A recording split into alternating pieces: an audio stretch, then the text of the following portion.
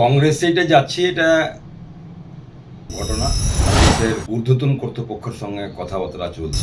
যেখানে সম্মান নেই সেখানে আমি নাই আর কি। কালকে একটা ভিডিও ভাইরাল হয়েছে আর কি। চৌধুরী সাহেব মনক্ষুণ্ণ হয়েছেন, আমি ওনার প্রতি শ্রদ্ধা জ্ঞাপন করছি। রাজনৈতিক প্ল্যাটফর্ম বা কোনো দল কোনো ব্যক্তির পৈতৃক সম্পত্তি হতে পারে না। কংগ্রেস দল একটা দল, কোনো ব্যক্তির পৈতৃক সম্পত্তি নয়। কংগ্রেসে এটা যাচ্ছি, এটা ঘটনা। কংগ্রেসের ঊর্ধ্বতন কর্তৃপক্ষের সঙ্গে কথাবার্তা চলছে। প্রায় কথাবার্তা খুব নিকটে এসছে। আমার দীর্ঘ রাজনৈতিক জীবনে 2021 সালে 25 বছরের বিধায়ককে মনিরুল হক সাহেবকে হারিয়ে আমি বিধায়ক হয়েছিলাম। তৃণমূল কংগ্রেস আমাকে প্রার্থী করেছিল। ফারাক্কার মাটিতে একটা ঐতিহাসিক মানুষ জয়লাভ করেছিলেন এবং 5 বছর মানুষের কাজ করার সুযোগ করেছিলেন। যাই হোক, যে কোনো কারণেই হোক, তৃণমূল কংগ্রেস আমাকে টিকিট দেয়নি। টিকিট দেওয়া না দেওয়াটাও দলের ব্যাপার ছিল, কিন্তু এখানে মমতা ব্যানার্জি যখন ধুলিয়ানে আসে তখন আমাকে ডাকাটা উচিত ছিল। এবং উনি বলে গেছিলেন কি মনিরুল ইসলামের দরকার নেই, পাবলিকের দিকে হাত দেখিয়ে বলেছিল কি সকলকে টিকিট দিতে হবে। অভিষেক ব্যানার্জি ফারাক্কে এসছেন জিগরিতে, তবুও আমাকে ডাকা হয়নি। যেখানে সম্মান নেই সেখানে আমি নাই আর কি। তবে কংগ্রেস থেকে আমাকে কোনো অ্যাঙ্গেল থেকে প্রস্তাব দেওয়া হয়েছিল সসম্মানের সাথে কাজ করার একটা প্ল্যাটফর্ম তৈরি করে দেওয়া হবে, যাতে করে মানুষের আমি কাজ করতে পারি, দলের কাজ করতে পারি, দলকে মজবুত করতে পারি, শক্তিশালী করতে পারি, এই ধরনের চিন্তা ভাবনা নিয়ে। আর যারাই রাজনীতি করেছে, রাজনীতির বাইরে থাকাটা খুব কষ্টকর ব্যাপার। তা আমি মনস্থির করেছি কি হ্যাঁ, কংগ্রেস দলটা, জাতীয় কংগ্রেস দলটা করবো আর কি।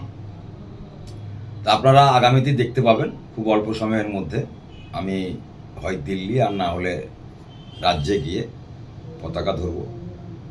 কালকে একটা ভিডিও ভাইরাল হয়েছে আর কি, মানে 26/6/2026 প্রত্যেকটা অনেকগুলো পত্রিকাতে আর কি খবর বের হয়েছে। তাতে অধীর চৌধুরী সাহেব মনক্ষুণ্ণ হয়েছেন, আমি ওনার প্রতি শ্রদ্ধা জ্ঞাপন করছি। উনি সিনিয়র লিডার। আমি যেখানেই পতাকা ধরি না কেন, সিনিয়র লিডার হিসেবে, সিনিয়র ব্যক্তি হিসেবে ওনার প্রতি শ্রদ্ধা, ভালোবাসা থাকবে।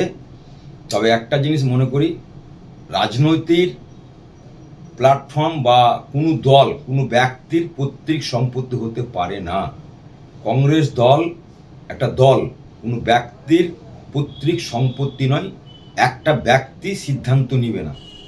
মুর্শিদাবাদে অনেক মানুষ আছেন কি কংগ্রেস দলটা করবেন, স্বচ্ছ, লড়াকু, নতুন মুখ, তরতাজা রক্ত, যারা দুরান্ঠা মারতে পারবে, দুরান্ঠা খেতে পারবে, তাদের এখন এই লড়াইয়ের দরকার। কারণ এই ফাঁসিবাদী বিজেপি সরকার শুধু জাতপাতের কথা বলে মানুষকে বিভ্রান্তকর কাজের মাধ্যম দিয়ে লাইন লাগিয়ে কাগজের, কখনো এসআইআর এর মাধ্যমে, কখনো প্যান কার্ডের সঙ্গে আধার কার্ডের লিঙ্ক করা, কোথাও মানে বিভিন্ন রকমভাবে নোটবন্দি থেকে নিয়ে এগুলো বললে তো মানে সারাটা দিন গিয়েও উদ্ধার করতে পারবো না। তাই ভারতবর্ষকে যদি রক্ষা করতে হয়, বেকারত্ব দূরীন করতে হয়, প্রত্যেকটা ধর্মের মানুষ মাথা উঁচু করে বসবাস করবে, তার বাক স্বাধীনতা থাকবে, তার কথা বলার অধিকার থাকবে।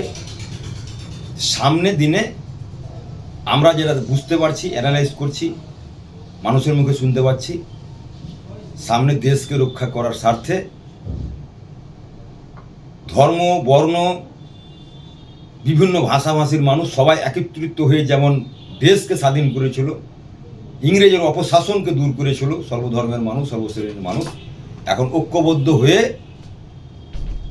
এই ফাঁসিবাদী সাম্প্রদায়িক শক্তিকে ভারতবর্ষ থেকে উৎখাত করতে হলে কংগ্রেস দলের হাতকে শক্ত করতে হবে, রাহুল গান্ধীর হাতকে শক্ত করতে হবে। এই লক্ষ্য উদ্দেশ্য নিয়ে আমার কংগ্রেসে পদার্পণ করার ইচ্ছা আমি প্রকাশ করেছি। আমরা বিগত দিনেও দেখেছি আপনি সাধারণ মানুষের পাশে রয়েছেন, অথচ এমএলএ হওয়ার সময়ও মানুষের সঙ্গে থেকেছেন। এখন বর্তমান এক্স এমএলএ, মানুষের কিভাবে পাশে থাকবেন, কিভাবে মানুষকে পাবেন? দেখুন, আমরা একমাত্র ভরসা উপরওয়ালার কাছে করি। আল্লাহ, ভগবান, ঈশ্বর, খোদা যাই বলেন, একজনকেই দেখে আমরা ভয় করি। আমরা ইহকাল পরকাল আমাদের মনের মধ্যে আছে, আমরা সেখানেই ভয় করি।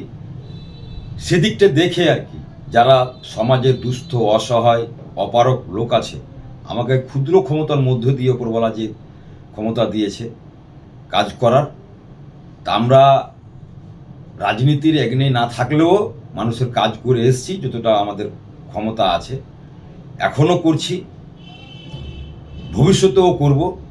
রাজনৈতিক প্ল্যাটফর্মটা হচ্ছে একটা বৃহত্তর স্বার্থে, মানুষের স্বার্থে, দেশের স্বার্থে, সমাজের স্বার্থে।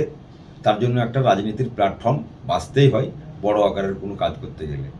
তাই অতীতেও ছিলাম, এখনও আছি মানুষের সাথে, আগামীতেও থাকবো মানুষের সাথে। ধন্যবাদ।